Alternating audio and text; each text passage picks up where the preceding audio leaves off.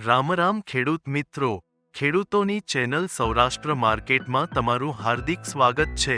આપણે આ વિડીયોમાં જાણીશું જસદણ માર્કેટ યાર્ડના ભાવ, પણ તે પહેલા જો તમે ચેનલમાં નવા છો તો નીચે આપેલ સબસ્ક્રાઇબ બટન પ્રેસ કરી ચેનલને સબસ્ક્રાઇબ કરો અને બેલ આઇકનને ઓન કરી દો જેથી કરીને દરરોજના તાજા ભાવ તમે સૌપ્રથમ જાણી શકો।